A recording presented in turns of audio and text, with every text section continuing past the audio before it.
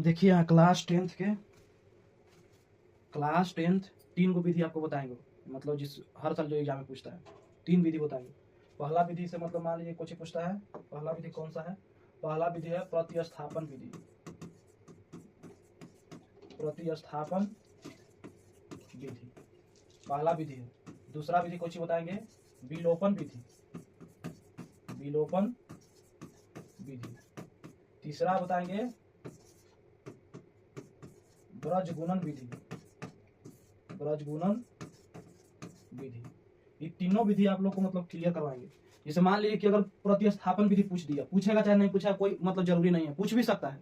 लेकिन अगर मान लीजिए कि इसको विलोपन विधि पूछेगा तो इसको भी कोई ठीक नहीं है कि विलोपन विधि पूछ भी सकता है, नहीं भी पूछ सकता है। लेकिन ब्रजगुणन विधि 2 मार्क्स के पक्का पूछता है।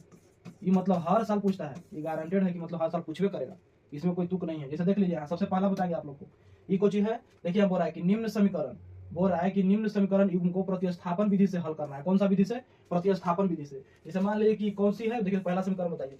पहला है कि x प्लस वाई बराबर कितना दिले है? 14। इसी में कितना है? x माइनस वाई बराबर कितना दिले है? 4। x माइनस वाई बराबर कितना दिले है? 4। अब देखिए यहाँ पे समझिए, पहला विधि से बता रहा है। कौन विधि से? पहला विधि से, प्रतिस्थापन विधि से। यहाँ पर लिख देते हैं कि प्रतिस्थापन विधि।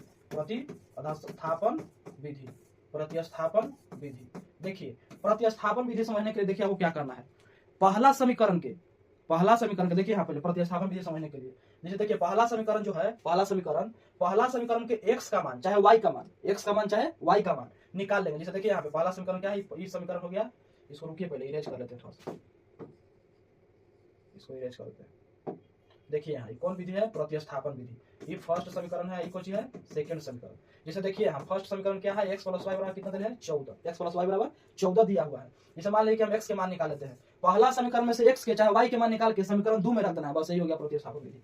देखिए यहाँ x के मान निकाल लेते हैं, इस साइड देखिए तो y कोची में है? प्लस में था, उस साइड जाएगा था माइनस में। तो 14 ई पट्टी प्लस में, तो उस साइड माइनस में। तो ई x के मान निकल गया। इसको मान लेते हैं कि समीकरण कितना है? थर्ड है। ये समीकरण थर्ड है। अब जब x के मान निकल गया तो x के मान अब किसको में रखेंगे? 2 में।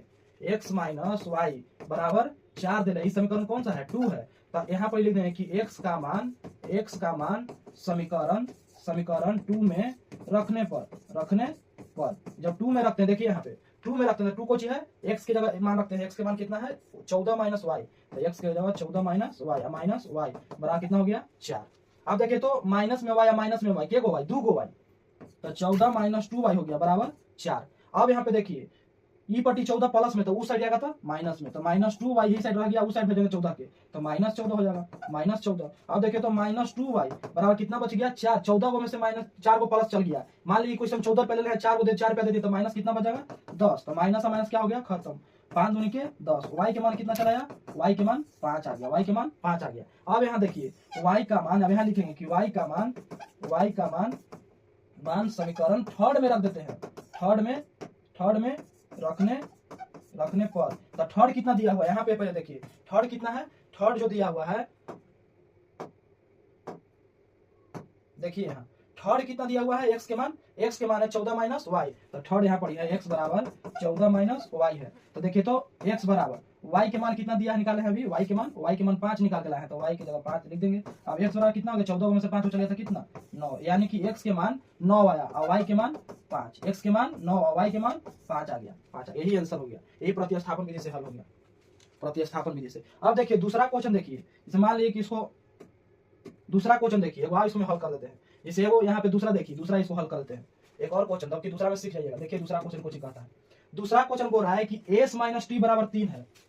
s माइनस टी बराबर 3 है। इस समीकरण फर्स्ट है। देखिए दूसरा है s बटा 3 प्लस टी बटा 2 बराबर कितना दिले है? 6।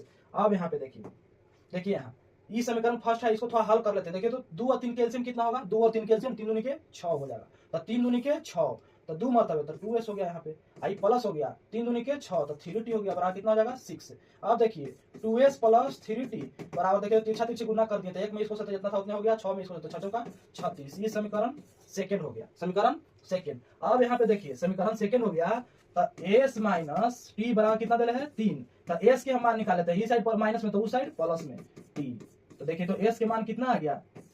3 प्लस टी। ये समीकरण थर्ड हो गया। कौन हो गया? समीकरण थर्ड। अब यहाँ पे लिख दें कि समीकरण, यहाँ पे लिख दें कि s का मान समीकरण सेकंड में रखने पर जब सेकंड में रखते हैं तो सेकंड कितना है, सेकंड है 2s प्लस 3t बराबर 36। सेकंड कितना है 2s प्लस 3t बराबर 36। यही ना है, यही ना है। अब देखिए यहाँ कोची s के मान आया है तो s की जगह यहाँ पे रख देंगे 2 और s के मान कितना है 3 प्लस t प्लस 3t बराबर 36।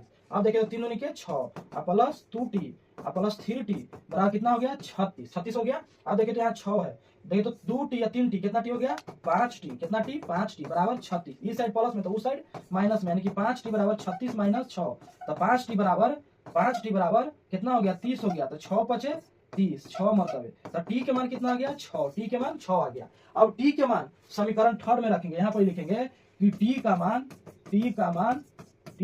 समीकरण थर्ड में रखने पर जब थर्ड में रखेंगे तो यहाँ देखिए तो थर्ड को चीज है s बराबर है 3 प्लस t और t के मान है कितना है 6 आया है तो s बराबर लिखेंगे 3 प्लस 6 यानी कि s बराबर 6 3 9, यानी कि s के मान कितना आया, कितना है s के मान आया 9 और t के मान 6। प्रतिस्थापन विधि आप लोग को क्लियर हो गया होगा। अब इसके अगला वीडियो में आप लोग को बताएंगे विलोपन विधि।